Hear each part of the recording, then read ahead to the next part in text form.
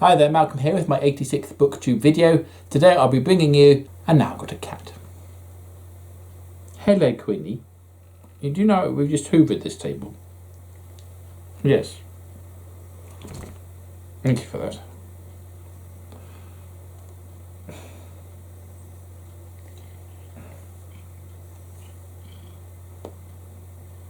Well, you might as well carry on. Yeah.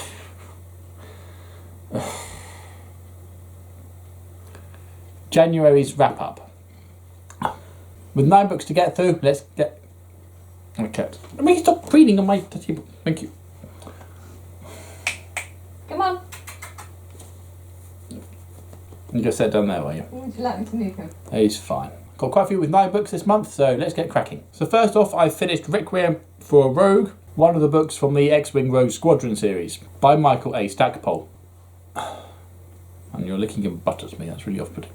On this one, Rogue Squadron end up on a planet where there is a downed Bothan ship, and shortly after they make contact, the whole lot are attacked by a bunch of mindless beasts with guns. So, needless to say, there's a lot more going on than is at first apparent. By this point, the stories, it's a little bit more run-of-the-mill, and as they're grounded for the majority of it, there's not much in the way of X-Wings and space battles, which in a way was a nice change to the pace. And one of the most noticeable things about these books is that because there's a slightly different makeup of the crew in each book, characters are either killed or otherwise leave the service for some reason. Yes, the dynamics of the group change a lot, but also as the reader, you don't get as invested in some of the characters because they're brand new and you don't know who they are, or they've been in some of the previous ones, but you don't know how long they're going to be around for. And indeed, there are 2 in this book that don't make it to the end of the story. The artwork itself was okay, but as you can see with the mugshots along the top there, it's difficult to know who's who. Certainly the likenesses from the previous stories aren't really kept. I mean, obviously there's Wedge, who does have a similar look throughout, but then there was an actor there to base him on. Whereas the others, they do seem to change their appearance a little bit, book by book. I did enjoy it and would say it's worth reading. And after that I finished Apollon, which is book 5 of the Left Behind series by Tim LaHaye and J.B. Jenkins. The second coming has been and gone, and those left behind are left to fend for themselves and suffer the various end of the world stuff that's going to happen, or is happening. And in this one there's the big build up toward the plague of locusts, whose bite will cause agony for about 3 months, but that doesn't happen until right near the end of the book. And so for the duration of the majority of the book, there's a whole lot of stuff, and most of it not particularly interesting. There's some rather daft antics that take place due to just not talking to people. I remember when I first read the series, I was quite impressed by it. However, on a second reading, there's a lot less in it than I remember. I'm not sure if it's just because of this book, but then I've already realised that about some of the previous books as well. On book 2 particularly, nothing happens in it at all. So boring, just plain dull.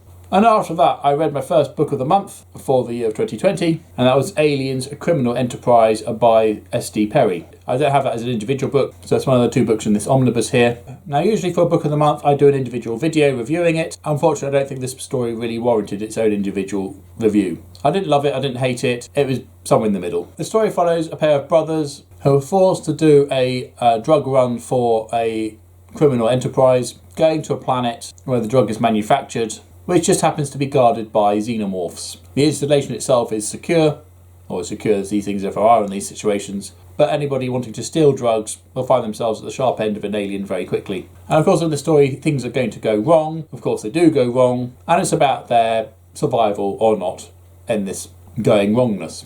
So things I liked. When things start going down, it is quite exciting, but pretty standard xenomorph in installation fare. Nothing new, nothing surprising, nothing particularly different. I think the big fall down for the story, apart from the fact that things don't happen in it for the first 3/4 of the book, is that I didn't really care about any of the characters. And there's one of the brothers who's a sort of normal guy. He's okay, but his brother and everybody else, they're criminals, they're drug addicts. None of them have a single redeemable quality to make you care about them. And so when they all start dropping like flies, you just don't care. Most of them even deserve it, you feel. Live or die, it's just like, just get on with it. So another one that was boring and just plain dull, which is a shame, but there you go. So next up I then read Star Wars Mara Jade by the Emperor's Hand by Timothy Zahn and Michael A. Stackpole. Way away before Disney decided to introduce a strong female Jedi-like character, we had strong female-like Jedi characters. One of them was Mara Jade, an agent of the Emperor who was sent on a mission to kill Luke Skywalker. Needless to say, she fails and is given a different task to destroy a criminal gang lord. And this is that story. So we get to see Mara Jade with her infiltration, breaking into things, breaking out of things, using the various Imperial tools and contacts at her disposal. And of course, during this mission, the Emperor is killed by Luke and Vader. And so it then follows her story after the Empire. Now, I really enjoyed this one. It's great to get to know Mara Jade a little bit more. For those who don't know, this is the lady who goes on to marry Luke Skywalker and have a son, Ben, who grows up to be a great Jedi.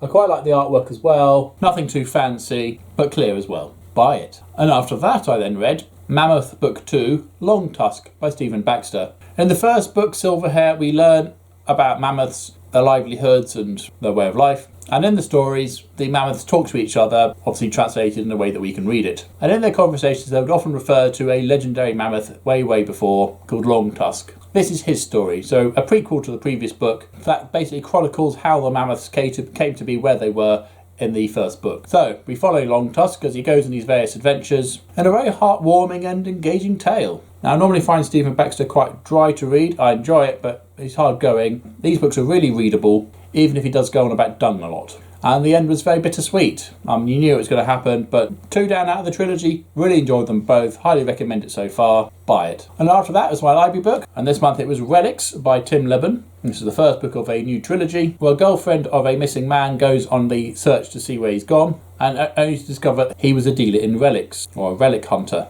However, these aren't your usual relics. These relics are the remains of fantastical creatures, such as fairies, goblins, and other such make-believe creatures, who, as it happens, aren't actually make-believe, or dead. So she's plunged into the world of relic hunting, where she encounters a people who are trying to just survive, and another people who are intent on their destruction for their own personal gains. Really enjoyed this. My favourite character's got to be the gangster crime lord, Fat Frederick Malloy, who's got one of those reputations, but he just came across as really likeable and someone you can count on. Gets very dark at times and quite bloody, but really enjoyed it. Booktastic. Next up is Star Wars Rivers of Chaos, which is one of the older box tree graphic novels, meaning I went into this with fairly low expectations.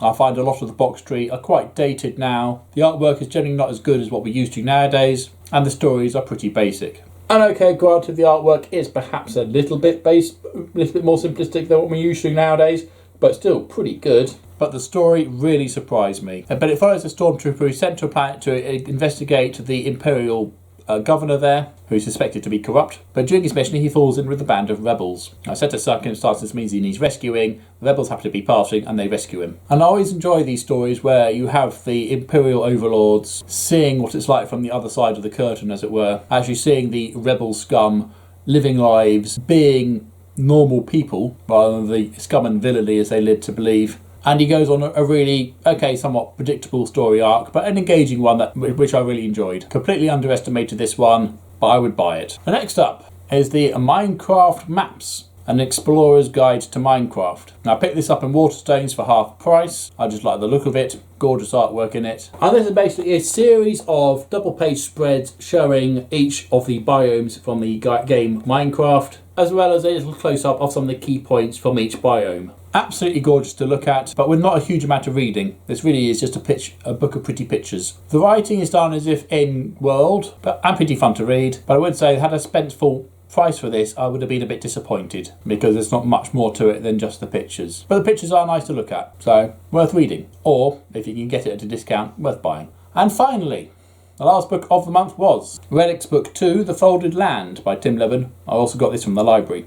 Yes, I enjoyed the first one so much I got the second book, which continued the story. I can't tell you much because it'll give away what happens in the first one. But in this one, there is a serial killer who is hunting down the kin, which are the fairy tale creatures, killing them and taking particular body parts according to a list of ingredients. And it's up to the good guys to try and stop him and work out why he's up doing what he's doing. I can't really tell you more than that. I think the blurb itself is a bit spoilery as well, but it does have a lot of the same characters from the first book who got through it, obviously. And yes, although I did enjoy it a lot, I wouldn't say it's as good as the first book, although, generally it is quite hard to do something quite as good as the first book, but enjoyable nonetheless. However, annoyingly, this ends on a cliffhanger and book 3 isn't in the library yet.